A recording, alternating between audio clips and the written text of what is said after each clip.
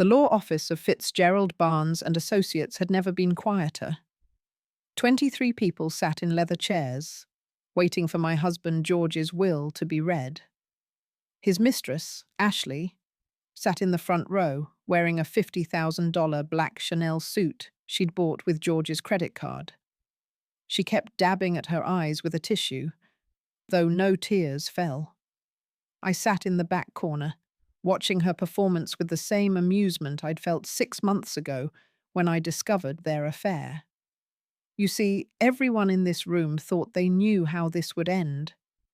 George Lancaster, real estate mogul worth $400 million, had died of a heart attack 2 weeks ago at age 78. Ashley, his 25-year-old secretary turned mistress, had been living with him for the past year. She'd convinced everyone, including George's children from his first marriage, that she'd manipulated him into changing his will. What they didn't know was that I'd been playing a much longer game than Ashley could ever imagine. My name is Ruth Lancaster, and I've been married to George for 32 years. Second wife, they always made sure to mention. The trophy wife who got lucky when the old man fell for her. Except I wasn't a trophy, and George falling for me wasn't luck. It was precision. Mr. Fitzgerald cleared his throat, adjusting his reading glasses. Before we begin, I need to verify that all beneficiaries are present. He read through the list. George's 3 children, Michael, Patricia, and David, his brother Thomas, his business partner Richard, various employees and charities, Ashley Rodriguez. And finally, almost as an afterthought, Mrs. Ruth Lancaster. Ashley turned to look at me, her young face twisted in a smirk. She thought she'd won. The new will George had supposedly signed 3 weeks before his death left everything to her. She'd shown copies to enough people, made sure everyone knew that the old wife was about to become the ex-wife without a penny. Now, Mr. Fitzgerald continued, there's been some confusion about which will is valid. Mr. Lancaster did indeed create a new will 3 weeks ago. Ashley sat up straighter, her manicured hands gripping her Hermes purse. However, the lawyer continued, that will was never properly executed. It lacks the required witnesses and notarization under state law. The colour drained from Ashley's face. That's impossible. I saw him sign it. I have a copy. You have a copy of an invalid document, Miss Rodriguez. The only legally binding will is the one Mr. Lancaster executed 6 months ago, which I'll now read. 6 months ago, exactly 1 week after I discovered George's affair. 1 week after I began implementing the plan I'd been preparing for 3 decades. You see, I knew George would cheat eventually. Men like George always do. They think wealth makes them immortal, that power makes them irresistible. So from the day we married, I'd been preparing for this moment. Not hoping for it, but ready for it. To my brother Thomas, Mr. Fitzgerald read, I leave my collection of vintage cars and the sum of $1 million. Thomas nodded, satisfied. He'd expected this. To my children, Michael, Patricia, and David, I leave $5 million each to be distributed from the Lancaster Family Trust. The children exchanged glances. They'd expected more, but $5 million was nothing to scoff at. To my business partner, Richard Matheson, I leave my shares in Lancaster Development to be purchased at market value by the estate. Richard smiled. He'd been wanting to buy George out for years. To Ashley Rodriguez, Mr. Fitzgerald paused, and the room held its breath. I leave the sum of $50,000, equivalent to 1 year's secretary salary, and a letter to be read privately. Ashley shot to her feet. That's not right. He left me everything, the houses, the money, the company. I have the will. Miss Rodriguez, please sit down, Mr. Fitzgerald said firmly.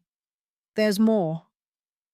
Ashley collapsed back into her chair, her perfectly composed facade cracking.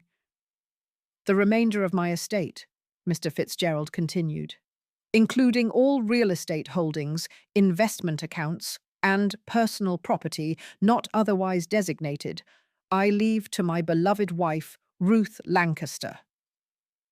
The room erupted. Michael jumped up, his face red.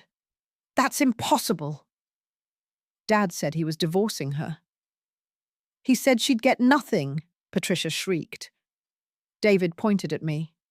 She manipulated him. She must have. I remained seated, silent, letting them exhaust themselves with their protests. When the room finally quieted, Mr. Fitzgerald spoke again. There's a video component to the will. Mr. Lancaster insisted it be played after the reading. A screen descended from the ceiling, and George's face appeared. He looked healthy, vital.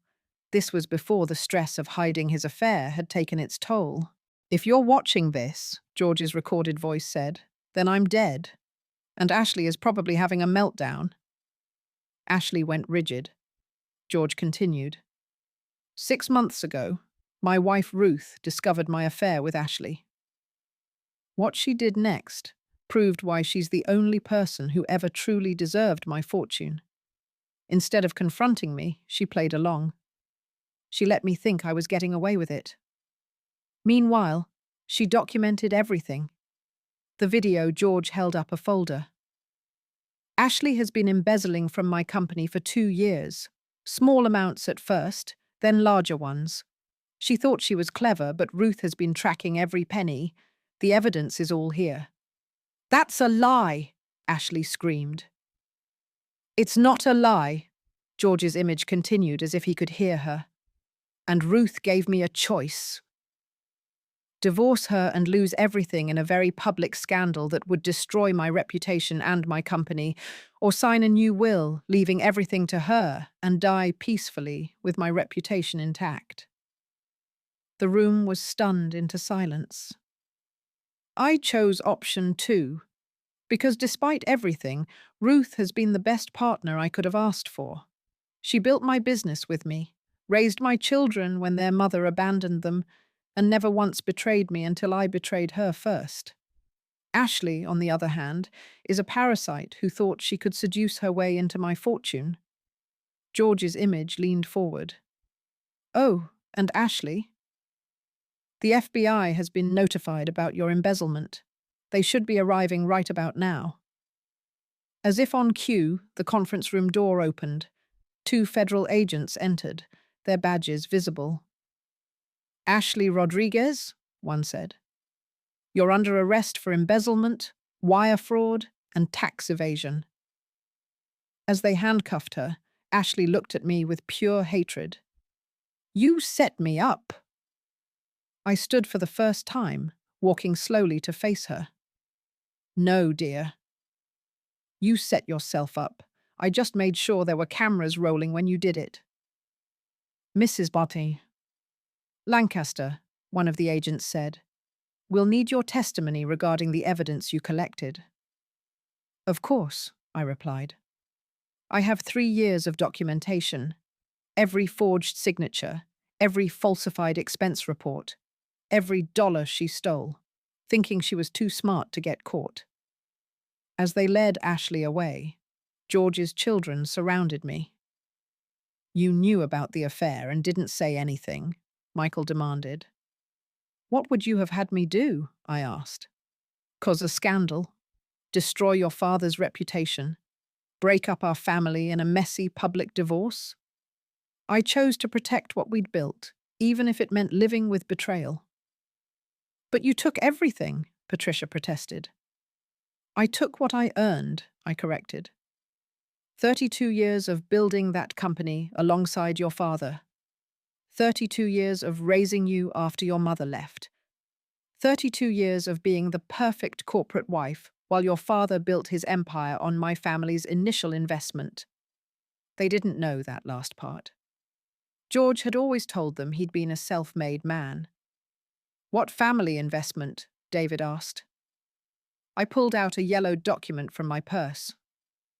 Your father started Lancaster Development with $2 million in seed money, money that came from selling my father's shipping company. We were partners from the beginning, but he insisted the company be in his name only.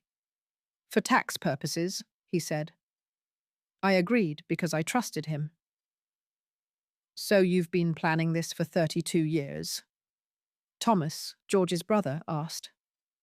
I've been protecting myself for 32 years, I clarified. There's a difference. I hoped I'd never need to use any of it.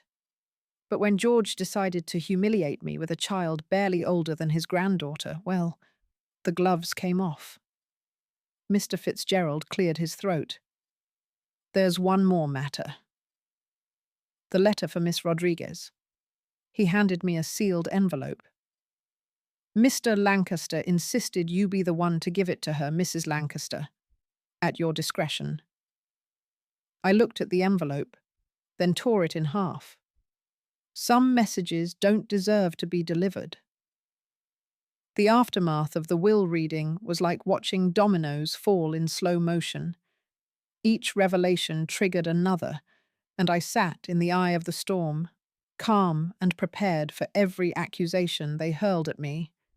George's children had reconvened at the family estate, my estate now, demanding answers. They sat in the living room where their father had proposed to Ashley just 8 months ago, thinking I was at my book club. I wasn't. I was in the next room, recording everything. 32 years, Michael said, pacing in front of the fireplace. 32 years of lies.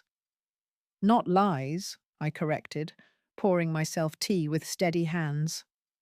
Strategic silence. Your father lied. I simply chose when to reveal the truth. Patricia slammed her hand on the coffee table. You let him make a fool of himself with that girl. Your father made a fool of himself. I just documented it. Would you have preferred I create a scene, sob and beg him to choose me? That's not who I am, and it's not who your father would have respected. David, the youngest and most like his father, studied me with calculating eyes. You said you have evidence of Ashley's embezzlement. How long have you known? 2 years. And you said nothing? I said nothing to you. I said plenty to my lawyer, my accountant, and eventually the FBI. Why didn't you stop her immediately? I smiled, the same smile I'd given George when he'd introduced Ashley as his new assistant 3 years ago.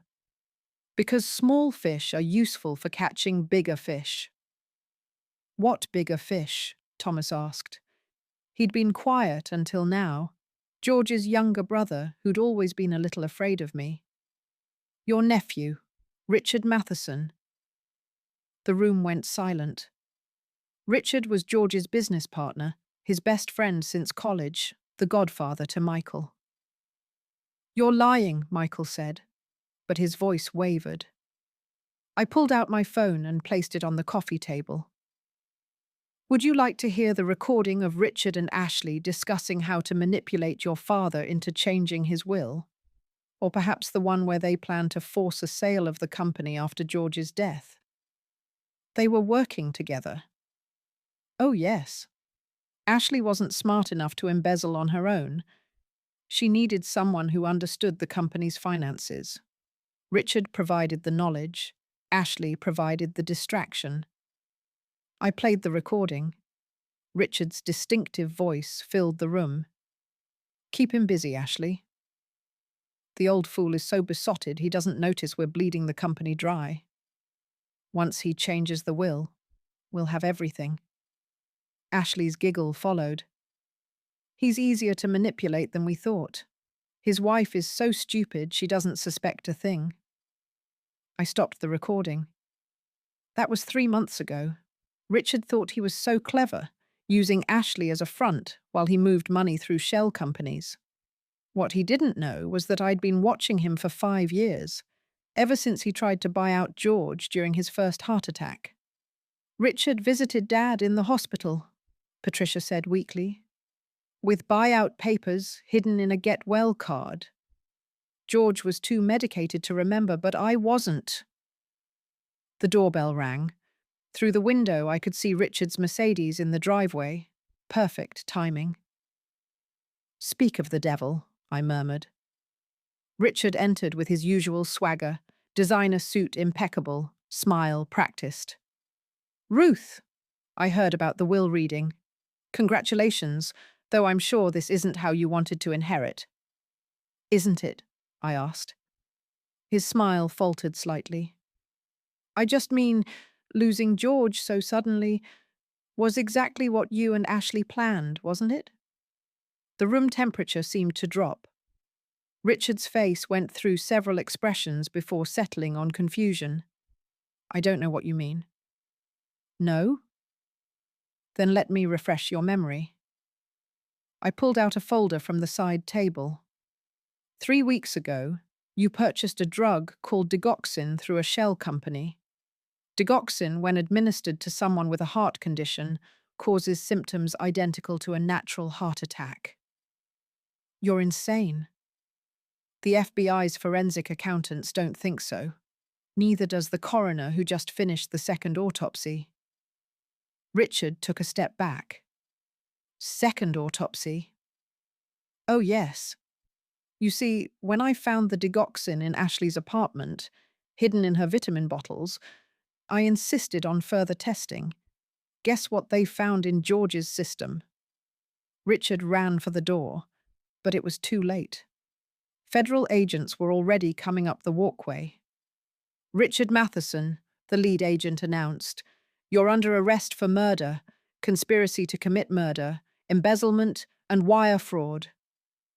As they cuffed him, Richard screamed at me, "You killed him! You knew and you let us do it." I suspected you were planning something, I admitted, but I didn't know you'd actually go through with murder. I thought you were just thieves. If I'd known you were killers, I would have acted sooner. That was a lie. I'd known exactly what they were planning. I'd replaced George's heart medication with placebos the day I discovered their plan, then switched them back after he died. The digoxin they'd given him was real, but the dose wasn't lethal with his actual medication. Without it, however. But they didn't need to know that. The courts would decide their fate based on intent, not on my intervention. Michael grabbed my arm. You're saying Richard and Ashley murdered our father? I'm saying they tried to. Whether they succeeded, or whether George's heart simply gave out at a convenient time, well, that's for the jury to decide. You let them kill him. I let them reveal themselves as murderers. There's a difference. Patricia was sobbing now. How could you be so cold? Cold? I set down my teacup harder than necessary. Your father cheated on me with a woman younger than you. He was planning to divorce me and leave me with nothing after I spent 32 years building his empire. He let his mistress and best friend rob him blind because he was too proud to admit he was being played. And you think I'm cold for protecting myself? You could have warned him. I tried. 6 months ago, I told him Ashley was too interested in his money. He laughed and said I was jealous. I showed him irregularities in the company finances. He said I didn't understand business. I suggested he update his will to protect his assets. He said I was being paranoid. Your father didn't want to be saved, children. He wanted to be 25 again, and Ashley made him feel that way. David stood up, his face a mask of disgust. You're a monster. No, I'm a survivor. And thanks to my monstrous behavior, your father's actual killers are going to prison. The company will remain intact instead of being carved up and sold. And yes, I'll inherit everything. But unlike Ashley and Richard, I actually earned it. We'll contest the will, Michael threatened. Go ahead. I have 32 years of documentation showing my contributions to Lancaster development. Every meeting I attended, every deal I negotiated behind the scenes, every connection I provided through my family's network. Your father may have been the face of the company, but I was its spine. Thomas cleared his throat. Ruth, can I ask you something? Of course. Did you ever love George? I considered the question. I loved the man I married. Ambitious, clever, determined. But that man died long before his body did. The George who died 2 weeks ago was a vain, foolish old man who threw away everything for a fantasy. So no, Thomas, I didn't love that George. I hadn't loved him for years. Then why stay? Because I'd invested too much to walk away empty-handed. And because I knew eventually George would self-destruct. Men like him always do. They think they're invincible right up until they're not. The doorbell rang again. This time it was Mr. Fitzgerald with more documents. Mrs. Lancaster, I have the forensic accounting report you requested. I opened it, scanning the numbers. Perfect. Children, you might want to see this. I spread the papers on the coffee table. According to this, Richard and Ashley stole $47 million over 3 years. But here's the interesting part. $15 million of that was scheduled to be your inheritance. They crowded around the documents. Richard had been slowly transferring money from your trust funds into offshore accounts. If George had lived another year, you would have been bankrupt. But you stopped him, Patricia said slowly. I documented everything. The FBI has frozen all the accounts. The money will be returned to the estate. To you, you mean, Michael said bitterly. Yes, to me. But unlike Richard and Ashley, I'm not a thief. Each of you will receive your original inheritance plus interest. The $5 million mentioned in the will was just the minimum. There's more coming once the FBI releases the funds. For the first time since the will reading, the children looked at me with something other than anger. You protected our inheritance? David asked. I protected the family's assets. The fact that they're now my assets is beside the point. I may be many things, but I'm not cruel. You didn't choose your father, and you didn't participate in his betrayal. Why should you suffer for his mistakes? 3 months after George's funeral, I stood in the boardroom of Lancaster Development, facing 12 board members who'd been summoned for an emergency meeting. They thought they were coming to vote me out. They were wrong. Gentlemen, I began, noting that they were indeed all men, George's old boys' club that had never quite accepted me. Thank you for coming. I know you're concerned about the company's future under my leadership. Harold Morrison, the lead board member and George's golf buddy for 40 years, didn't bother hiding his condescension. Ruth, with all due respect, you have no experience running a company this size. Don't I? I asked, pulling up a presentation on the screen behind me. Let me show you something interesting. The first slide showed Lancaster Development's growth chart over 32 years. Notice anything unusual about these growth spurts? I asked. The board members studied the chart, frowning. They correspond exactly to deals I brought to the table through my family's connections. The Singapore expansion. My cousin was the Minister of Trade there. The Miami development. My college roommate's father owned the land.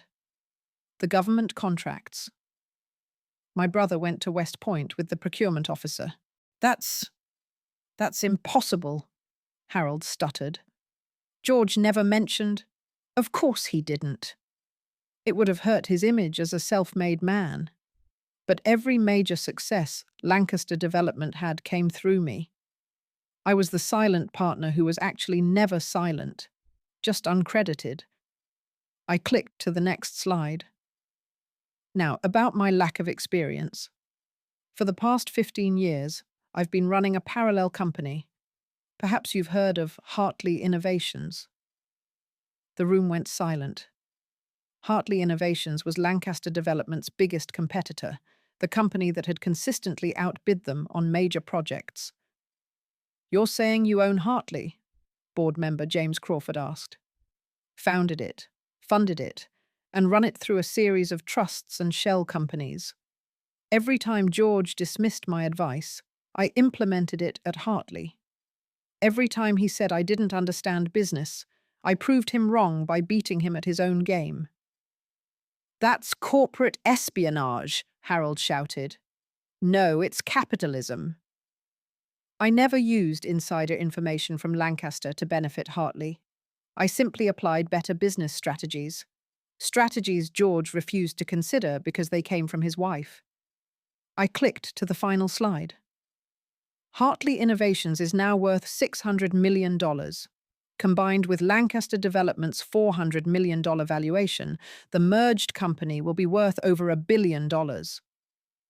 Merged? Yes, I'm combining both companies under a new umbrella corporation, Lancaster Hartley Holdings. You can remain on the board if you'd like, or I'll buy you out at a premium. Your choice.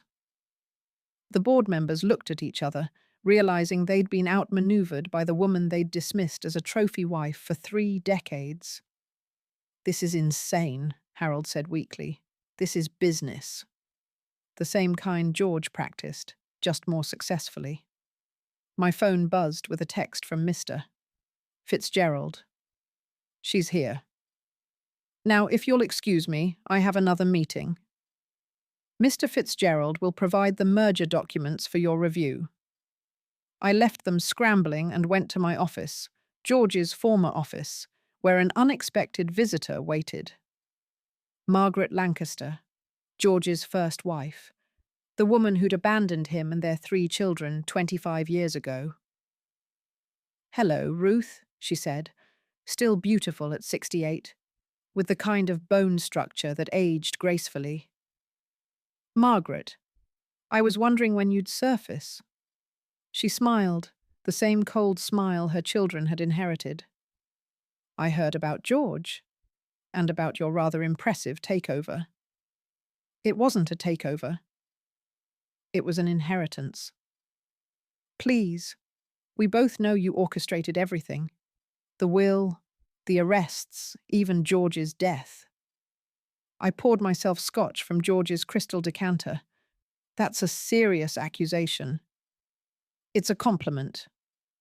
I always knew you were smarter than you let on.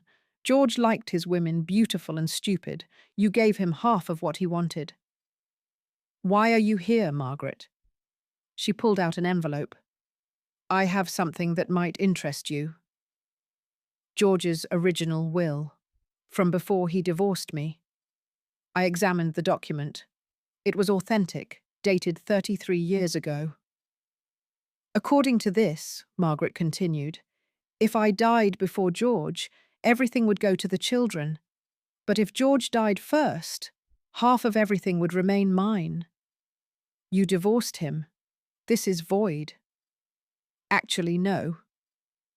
The divorce was never finalized." I set down my glass carefully. "Excuse me?" "George never filed the final papers. He told everyone we were divorced, but legally we were only separated.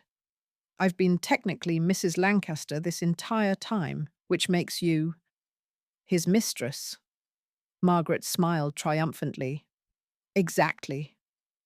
Your marriage was never legal, which means you inherit nothing." For a moment the room was silent, except for the ticking of George's antique clock. Then I laughed. Really laughed. For the first time in months. "Oh, Margaret. You almost had me." I pulled out my own envelope. "But you see, I've known about the invalid divorce for 30 years. Her face went white. "I had George's background investigated before I married him. When I discovered the divorce was never finalized, I could have exposed him. Instead, I became his common law wife, which in this state, after 7 years, carries the same legal rights as marriage. But, but more importantly, I also tracked you down. You've been living in France under the name Marie Dumont, married to a wine merchant, with 2 children he doesn't know aren't his. Margaret's composed facade cracked. Bigamy is a crime, Margaret. And your French husband is quite wealthy, isn't he? I wonder how he'd react to learning his entire marriage is a fraud. You wouldn't. I wouldn't have.